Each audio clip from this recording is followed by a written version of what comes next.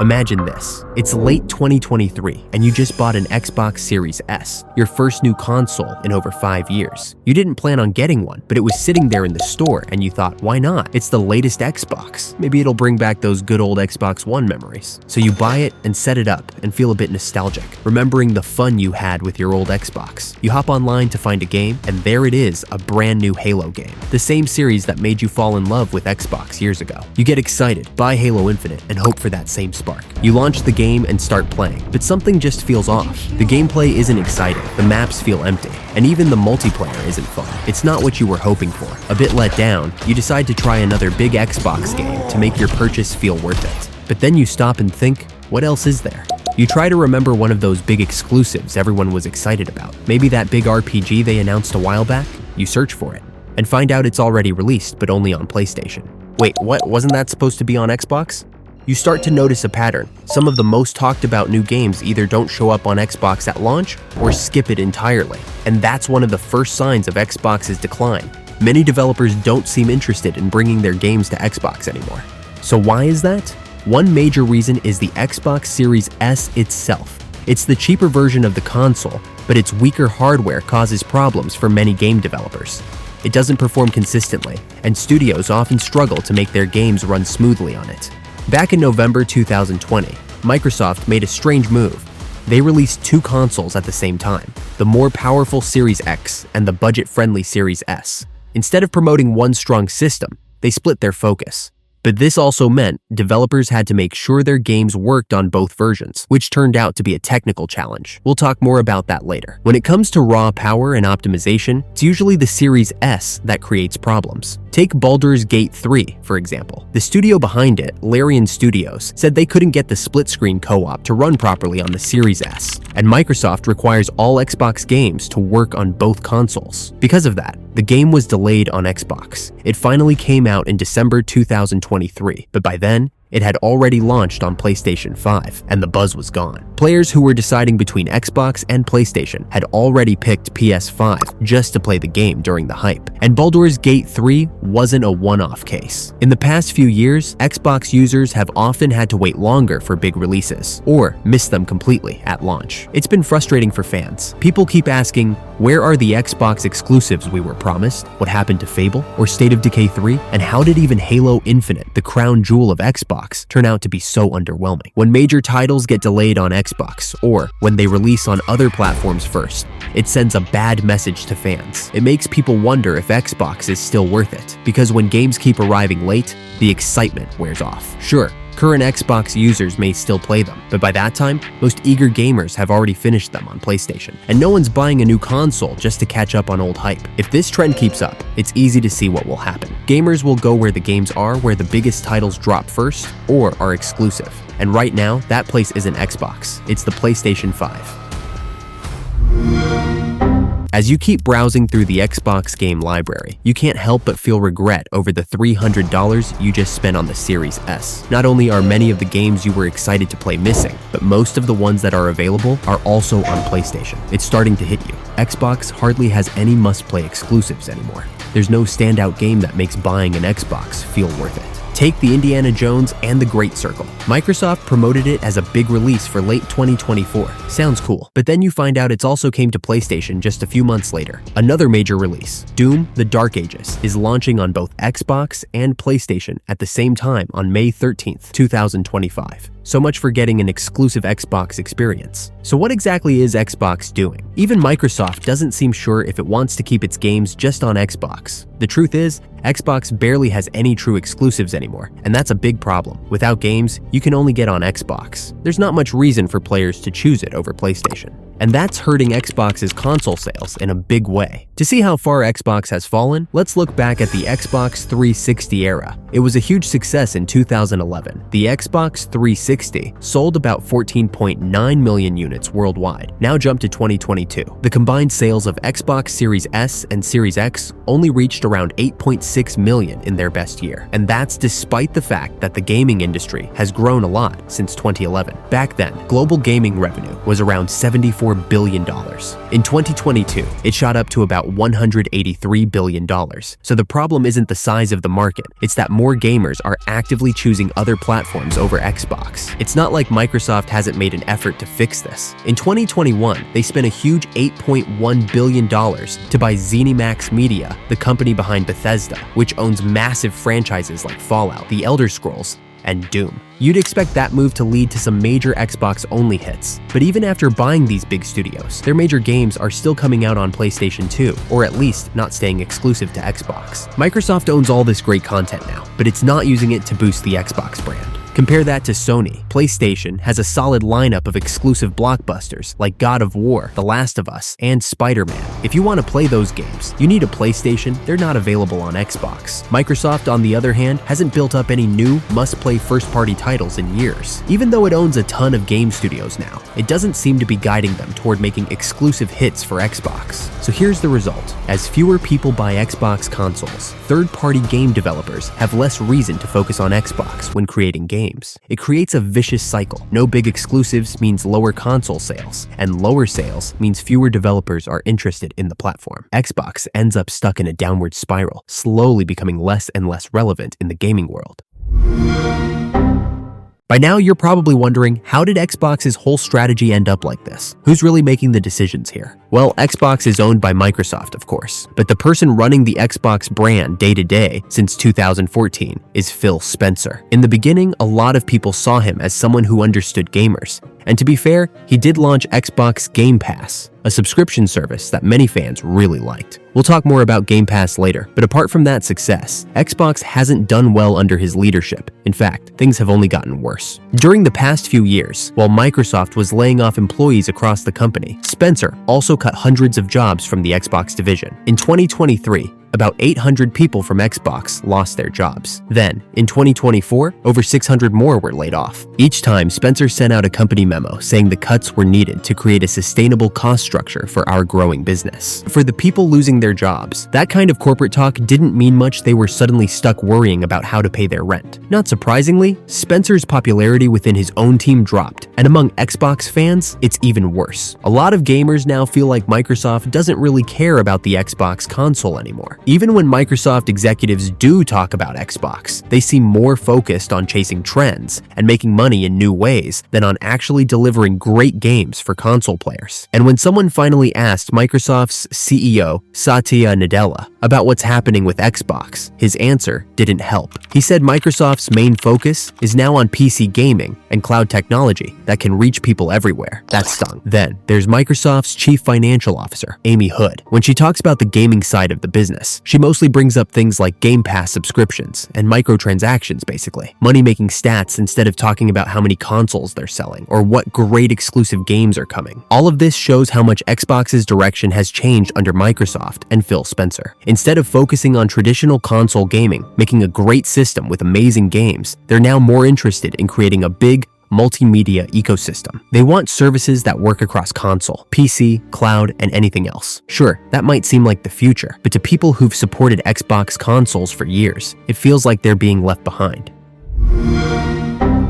So here you are in 2025, sitting with your disappointing Xbox Series S. After everything you've seen, you start wondering, maybe my old Xbox One wasn't that bad after all? Could it actually have been better than this? Curious, and maybe a little desperate, you go digging through some old boxes and finally find your trusty old Xbox One. You wipe off the dust, plug it into your TV, and turn it on. It boots up, and suddenly, all the reasons you stopped using it come rushing back. You remember exactly why you gave up on this console in the first place. In fact, it was the Xbox One that made you swear you'd never buy another Xbox again. So what were you thinking when you bought the Series S? The truth is, one of Xbox's biggest mistakes over the last 15 years was the Xbox One, especially the poor choices made around its launch. After the massive success of the Xbox 360, Microsoft's top executives started getting more involved in Xbox's future. But like many corporate leaders who don't really understand gamers, they completely missed the mark on what people actually wanted. The result? A string of bad decisions that seriously hurt Xbox's image. The Xbox One, which came out in 2013, is now known as one of the worst console launches in gaming history. Let's look at everything Microsoft messed up with it. At launch, the Xbox One was going to need a constant internet connection. If your internet went out, you'd lose access to your games, even single-player ones. This was a nightmare for people with unstable internet, and felt like Microsoft was trying to control how players use their games. Microsoft also planned to block people from sharing or reselling their game discs. That meant no lending games to friends or buying used ones, something that a lot of gamers rely on. It looked like Microsoft was trying to kill the used game market, and people were angry. When Xbox One was revealed, Microsoft talked endlessly about its TV and entertainment features. Watching live shows, Skype calls, streaming, and connecting with your cable box. They called it an all-in-one entertainment device, but Xbox fans weren't looking for that. They wanted a gaming console. The TV stuff just felt like unwanted fluff, and it looked like Microsoft was ignoring games. Microsoft bundled the Kinect motion sensor with every Xbox One, which made the console cost $100 more. The Kinect could track your movements and voice, but most gamers didn't care about it. Being forced to buy something you didn't want made people upset. It felt like paying extra for a gimmick. Because of the Kinect, the Xbox One launched at $499, a full $100 more than the PlayStation 4. And to make it worse, the PS4 was actually stronger in terms of hardware. Many games ran better on PlayStation than Xbox. So Xbox was asking people to pay more money for a weaker system with fewer exclusive games. Microsoft did eventually walk back some of these choices. After the massive backlash, they dropped the always online rule. A few years later, they also stopped bundling the Kinect and officially discontinued it in 2018. But the damage had already been done. Gamers were frustrated, and many just decided to skip the Xbox One altogether. Meanwhile, Sony was quick to take advantage. The PlayStation 4 launched a week earlier, cost less, and was clearly focused on gamers and great games. Sony even made a clever ad that mocked Xbox's no-sharing policy. In it, one person simply handed a PS4 game disc to another with the message, "How to share games on PS4." It was simple, funny, and brutally effective. For most people, the choice between consoles was easy. PlayStation 4 won hands down. That moment was the start of Xbox's downfall, at least for that generation. They lost an entire group of players to PlayStation, and once those players built their game collections on PS4, they had no reason to switch back to Xbox unless Sony made a huge mistake, which they didn't. And unfortunately, Xbox hasn't really done much since then to win those players back.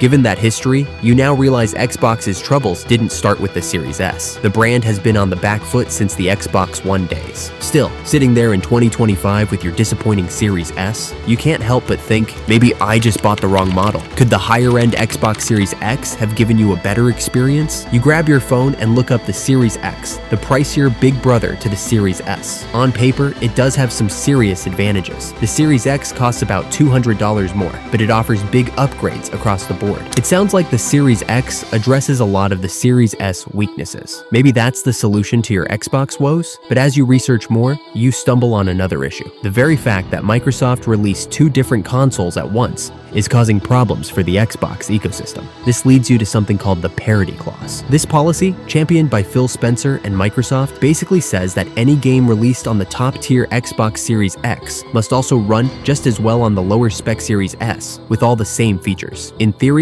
that sounds fair. Microsoft didn't want Series S owners to feel left out or get an inferior version of a game. But in practice, this parity clause has been a nightmare for developers and a thorn in Xbox's side. Remember Baldur's Gate 3? The parity requirement was exactly why Larian Studios had to hold back the Xbox version for so long. That's one high-profile example, but it doesn't stop there. Some developers have thrown up their hands and decided to skip Xbox entirely, rather than deal with the extra work of optimizing for the Series S. For instance, the action RPG Black Myth Wukong was rumored to be skipping an Xbox release, largely because of these hardware limitations and the split-screen co-op issue on Series S. Developers hate the parity clause because it effectively forces them to build their games for the lowest common denominator. Instead of being able to fully utilize the power of the Series X, they have to make sure everything runs on the less powerful Series S. And hardcore Xbox fans aren't happy about it either, because it means the Series X they paid a premium for is being held back by its cheaper sibling. Yet for some reason, Phil Spencer stands by this policy,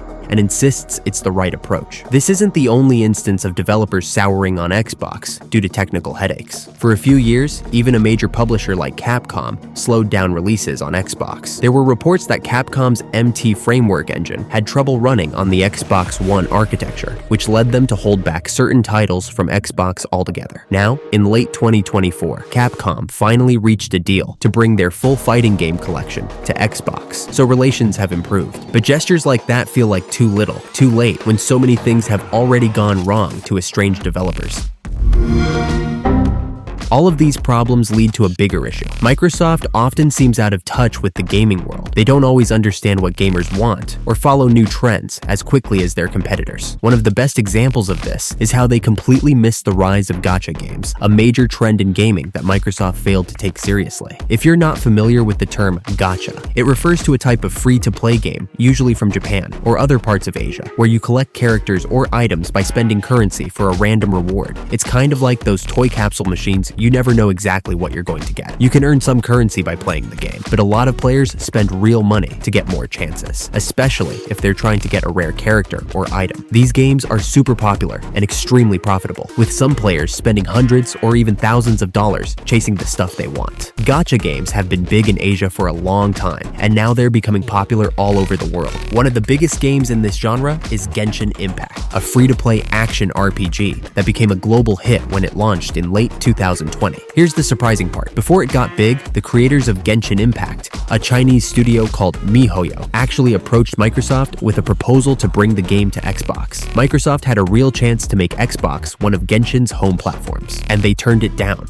That's right, Microsoft said no thanks to Genshin Impact, a game that would later become one of the most popular in the world. By 2022, thanks to Genshin's massive success, MiHoYo was reportedly making more money than even huge companies like EA and Activision. As of August 2023, Genshin Impact had around 66 million players globally, and Microsoft had the opportunity to be part of that success, but they let it slip away. Even the studio's later hit games, like Honkai Star Rail, didn't end up on Xbox either. Fast forward a few years. Genshin Impact, Honkai Star Rail, and games like Zenless Zone Zero are available on just about every platform except Xbox. When Genshin first launched, people could play it on PC, iPhones, Android phones, and PlayStation, but not on Xbox. Microsoft had to just sit back and watch as gacha games exploded in popularity without them. Eventually, Microsoft did bring Genshin Impact to Xbox, but not until late 2024, which was over 4 years after the original release. By then, the hype had passed, and Xbox had clearly missed the boat. Anyone who was into gacha games had already been playing them on other devices for years. When Genshin finally arrived on Xbox, it didn't make the console look cutting edge. It made Xbox look late and disconnected from what modern gamers were excited about. Missing out on Genshin Impact and the entire gacha trend was a huge failure for Xbox. It showed again that Microsoft didn't understand what the gaming community was into at the time. Things aren't all bad when it comes to Xbox's strategy. One area where they've really done well is with Game Pass. There's no doubt that Xbox Game Pass is a big hit with players. By early 2024, it had about 34 million subscribers. For one flat monthly fee, $10 for the basic plan, $15 for standard, or $20 for the ultimate tier players, get access to a massive library of games. Since new console games usually cost $60 to $70 each, Game Pass offers incredible value. It's like the Netflix of gaming, and Xbox owners love it because they can play hundreds of games for one low price. From a gamer's point of view, Game Pass is a fantastic deal. For just $15 a month, you can download and play tons of games, including brand new Xbox exclusive titles on launch day, instead of spending $70 on each game. It's helped many players try out games they might not have bought otherwise. In a time when gaming is getting more expensive, Game Pass feels like a refreshing and affordable option. It's one of the main reasons some players stick with Xbox. But here's the catch. While gamers love it, Game Pass has caused mixed feelings in the gaming industry. Developers and publishers aren't all on board. One major concern is that putting a game on Game Pass can actually lower its sales. Think about it. If people can play your game as part of a $15 subscription, how many will still pay $70 to own it outright? Even Microsoft admitted this problem. In early 2023, During an investigation by the UK's Competition and Markets Authority, documents showed that Microsoft's own data found a significant drop in a game's sales during the 12 months after it was added to Game Pass. The exact number was hidden in the report, which probably means it wasn't a small drop. Because of this, big game publishers are cautious about putting their top games on Game Pass, especially right at launch. Smaller indie studios might welcome Game Pass because it helps them reach more players and gives them an upfront payment from Microsoft. But the big names like EA, Activision, or Take-Two have to think carefully. They often decide to keep their biggest games off Game Pass to make the most money from full-price sales. That's why, even though Game Pass is a great deal, it sometimes doesn't include the most exciting new games right away. If the year's hottest title isn't on Game Pass, many players might just buy it outright or play it on PlayStation instead. This makes Game Pass feel more like a nice bonus for people who already own an Xbox, but not enough to convince someone to buy an Xbox just for it. In other words, while Game Pass is great, it hasn't solved Xbox's main problem, not having must-play exclusive games that make people want to buy the console in the first place. At the same time, Xbox console sales still aren't looking good. In fact, by some measurements, the Xbox Series S and X are selling worse than the Xbox One did at the same point in its life, and the Xbox One was already considered a failure in the US. That's a pretty worrying comparison. Microsoft doesn't seem too concerned about these weak console sales. Instead, they keep pushing a different idea. The future of Xbox is about being able to play without a console. They're putting a lot of focus on cloud gaming and making sure people can play Xbox games on PCs, phones, smart TVs, basically anywhere, even if they don't own an Xbox console. That might sound like a smart, future-focused strategy, but for loyal Xbox fans and lifelong console gamers, it's a bit sad. It feels like Microsoft is saying, hey, the Xbox console doesn't matter anymore. That's a strange message when you're still trying to sell consoles. A lot of gamers like having a physical console under their TV. It's what they're used to, and it's part of the gaming experience. By pushing this play on any device idea so hard, Microsoft risks pushing away the core fans who have stuck with Xbox for years. At the end of the day, things aren't looking too good for Xbox, especially when it comes to the console market. Its parent company, Microsoft, doesn't seem to give it much attention or fully understand what console gamers actually want. Xbox is falling behind, and it's not just bad luck. A lot of the problems come from avoidable mistakes, a weak lineup of exclusive games, hardware choices that frustrate game developers, missed chances to jump on new gaming trends, and a business plan that seems more focused on selling services and building an ecosystem than on making Xbox the best console out there. So here's the big question. Is Microsoft doing the right thing by focusing on Game Pass and cloud gaming, or is it basically giving up on being a strong player in the console market? Should Microsoft put more effort into making exclusive games and better hardware to bring Xbox back to life? Or is it already too late to catch up with PlayStation and Nintendo? What do you think is the real reason Xbox is struggling? And do you think they still have a chance to turn things around? Let me know your thoughts in the comments below. Thanks for watching, and see you next time.